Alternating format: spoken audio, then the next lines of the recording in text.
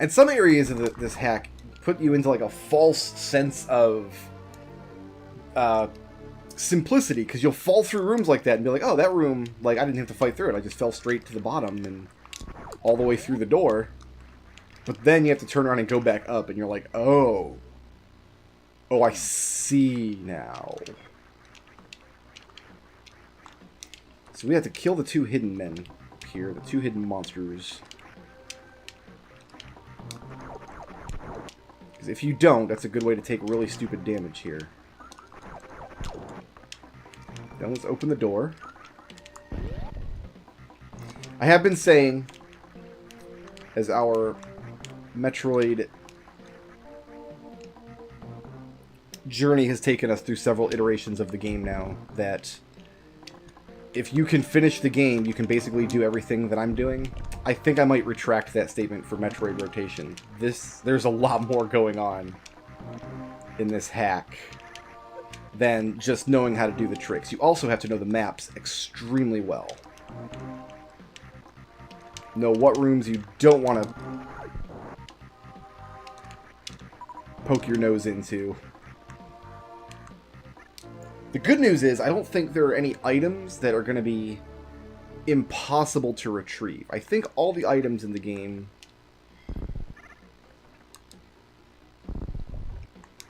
especially those on the critical path, are still going to be there for us, and some of them are even going to be a little easier to retrieve.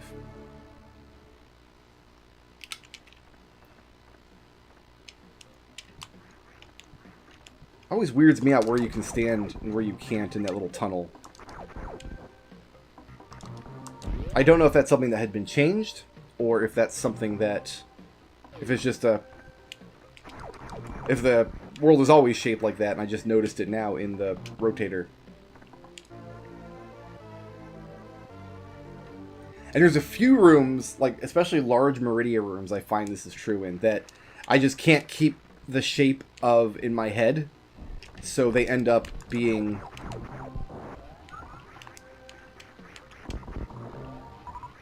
very, very difficult to traverse, just because I can't keep the whole map in my head at once.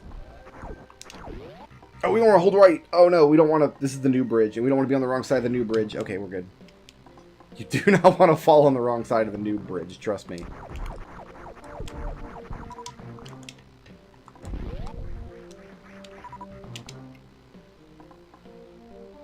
Fortunately, we're going into Pink Brinstar now. I could go straight up here and get some power bombs, but I don't really want to go that way yet. It's kind of annoying, because you've got to go through a spike and floor tooth room, and you have to climb your way back up out of it, and it's just big pain. A lot of these rooms, the charge stations, the save rooms have been edited slightly so that you can still access the actual machines. Alright, ready to go into some water? Here we go. So again, I find Samus's... ooh, I want to get this Spazer, don't I? I find Samus's...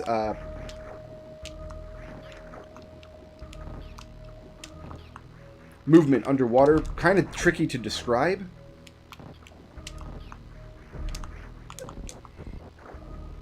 But if you jump from a ducking position, you jump a little bit higher. And if you duck while in midair, it shortens Samus's sprite a little bit. And you need to use both techniques to get out of the water right there. Because I think I want to get the Spazer. Oh, I do have to go all the way back down. There's not a way to jump from that position because you have to be kneeling there.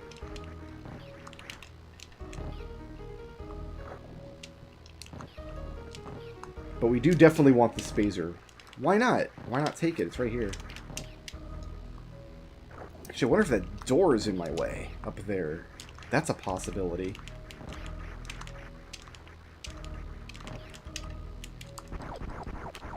Ooh, maybe I can go in through the... I didn't think about this. Maybe I can go in through the exit hole. You can. Oh no, there's a crumble block there. See, they put that crumble block in a different location to make sure that you couldn't take that path. Fair enough. I have been outsmarted once again.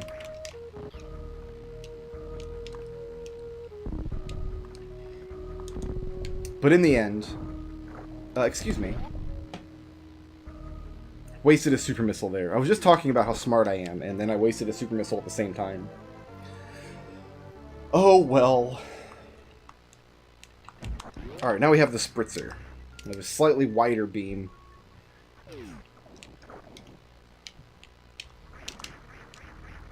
This room here is not fun to get out of.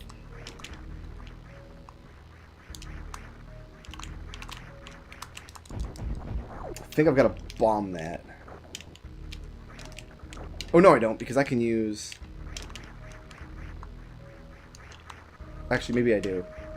Maybe I should have got power bombs. Because getting up into that crevice, you don't have a lot of room to wall jump there. They're like, why would we help the player out? Let's make them do this room over and over again. Did you guys want to see a whole Let's Play series of me just doing wall jumps over and over again? Because that's what we've signed up for.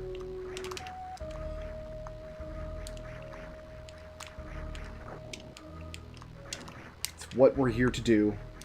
I'd fast forward it, but we're all in this together. Okay, I've got the block. One more successful entrance, and we should be good to go. Then I think it's smooth sailing until Kraid.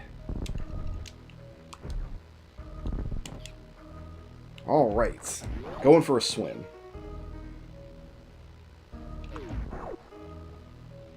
So the fun thing is, there's nowhere to place a power bomb in that room. You don't have anywhere to stand. The tube just drops straight through. There's absolutely no way to blow that up from inside the tube. So what I'm going to do... Typically I would go to Kraid right now. But... because the rotator has much trickier jumps, I'm going to actually go in here first.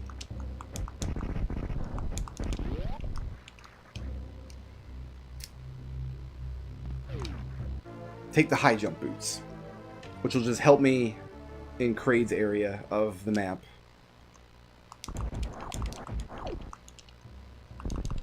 Can I? I'm going to wait for this guy to come all the way back around, because I don't want to get into a situation where I'm stuck here. We can see his progress. There he comes. Alright. Let's go open the door, and then we'll leave. I want to make sure I get the door open while I can still access it from this side. I don't want to fall through it either, though. The high jump boots will make things a little easier just because we'll be able to make jumps that we otherwise couldn't. And personally, I find doing a mid-air morph to get in those tight, high ball tunnels to be easier to do from just a standing high jump than from, say, a spin jump, which means a wall jump. It's easier for me to just jump to the hole and morph than try to wall jump to the hole and morph. Which is why I'm doing it that way.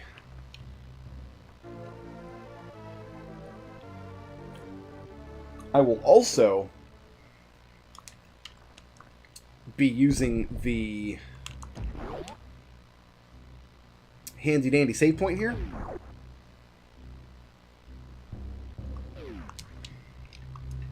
A pre-Kraid safety save? What? Okay, so now that I've got high jump, I should just be able to hit the doors. Yeah, we can jump a full screen vertically as long as we duck first.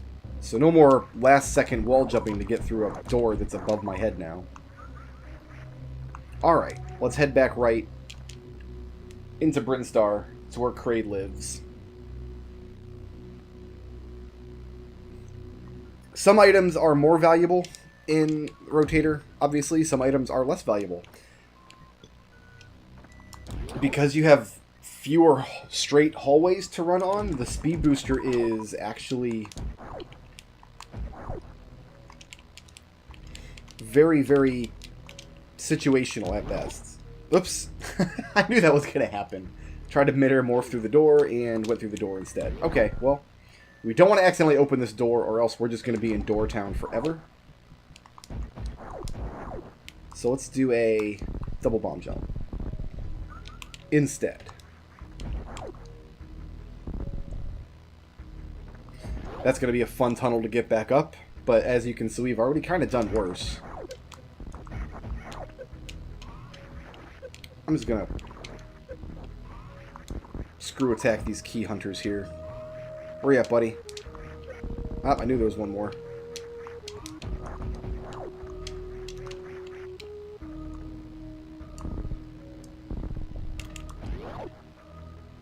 See, I think Kraid's room has changed, but I don't think it makes a difference to the fight. The actual monsters don't rotate at all. Oh, I've got to kill all those guys. I'll kill them on the way back up. Little mini Kraid actually has a more difficult time hitting you.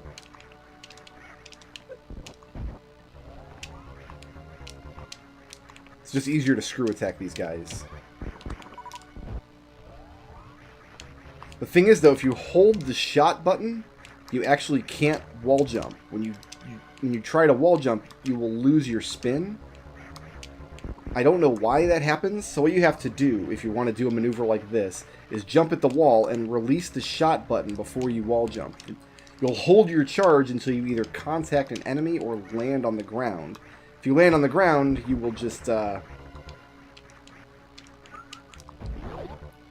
fire immediately upon landing. I don't know why, it's just a weird quirk of the game engine. Alright, what you got, Kraid? So we're going to be a little cramped for space, but in my opinion, it's actually going to make Kraid a little easier. Because he can't walk backwards from me as easily. It is notable that you can actually stand on this green spikety stuff. I think it's better if we stand on the blue stuff over here, though. I think I always fire 2 supers there and I never hit him.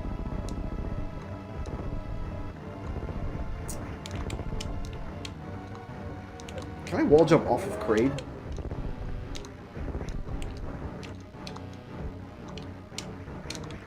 There we go, that's what we want to do. Oh, nope, never mind. I forgot he did this. He actually backs into the wall like a chump.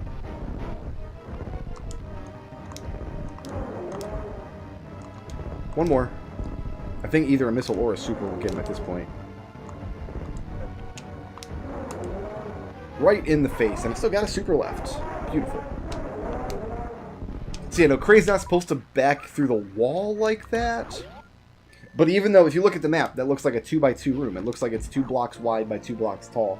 But the room is a little wider than it is tall, normally. And it's because of the UI element. The game, I think SNES games like this run at a 240 by 240 resolution, but that doesn't mean that all the rooms in the game are perfectly square, because every room is a little wider than it is tall, because you have to have some space at the top for the UI. And so Kraid is able to walk a UI's width distance into the wall. I'd be doing a lot of goofy wall jumps here if I didn't have the high jump boots. The other thing you have to kind of get used to is you're not really going through doors. When you go up through them, you kind of have to aim at where you know the door transition is, which the door graphic is much larger than. Just a little quirk you kind of have to get used to. You're kind of aiming at a midpoint of the actual door rather than in the original vanilla game where everything is just kind of measured out, so everything is easily accessible.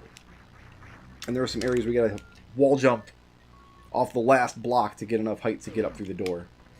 Alright, that was fun. Let's do some Norfair, huh?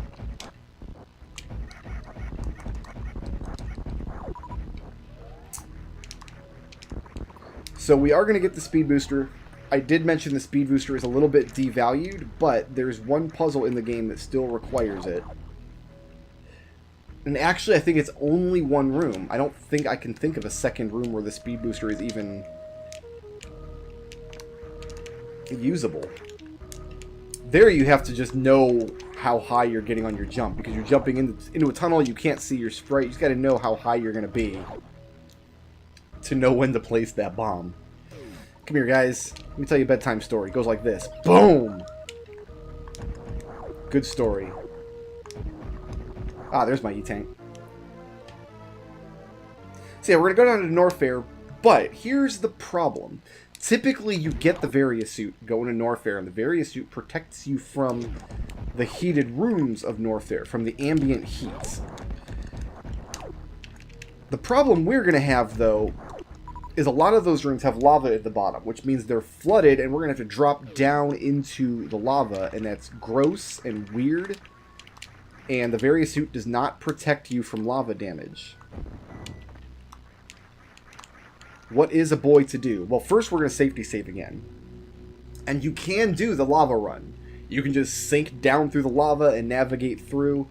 The liquid physics are a little more forgiving. But... Actually, I wonder if I should go get the ice beam first. You typically need... not need the speed booster to get the ice beam, but... No, there's a lava room you gotta go through to get to the ice beam. So we're actually gonna save and... I think what I'm gonna do is save, and then go get the ice beam in case I screw up this lava room. And you'll see what I mean about the lava rooms tripping you up.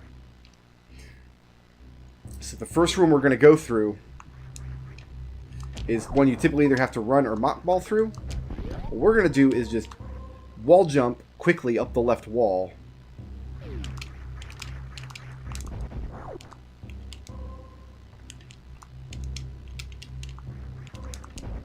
For some reason, I don't think you can make it through the first shutter, but the rest of them we shouldn't have any trouble getting through. Nice. Okay. This room here is a lava room. You remember, this is the one where you have the little moving platforms going back and forth in the lava. Well, now it looks like this. And most of Norfair looks like that now. And you still can make that run. You can still go to get to the green bubble room, which is where you access your speed booster and your wave beam. You know how it is. You can still do it. You've got plenty of energy if you know the rooms well enough. But that's not going to be how we do it, because there's an alternate path. Because if you recall, there are two hallways in Norfair that are not passable without the speed booster. One of which we knew, coming back from the green bubble room. The other one we actually found out in a previous recording. I didn't know it was blocked off till I tried to do a hell run through it. So, to make sure those rooms are traversable, they've actually altered them a little bit. Which means they're traversable from either direction without the speed booster, which means we can access the green bubble room without having to go through any lava. At least if you're going down through the lava, you can just fall.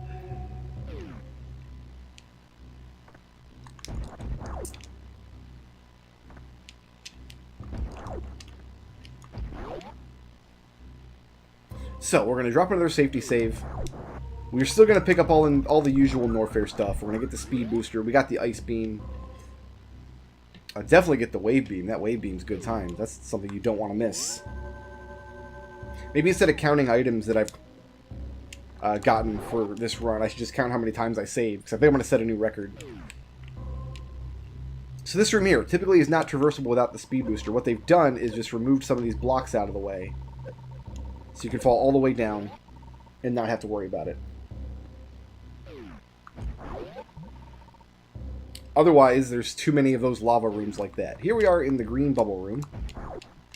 We're going to go through this way first. Shoutouts to Jordy Bear for sponsoring this video. If you liked the video and you'd like to see more, please tickle my thumb, leave a friendly comment, and ring my little bell.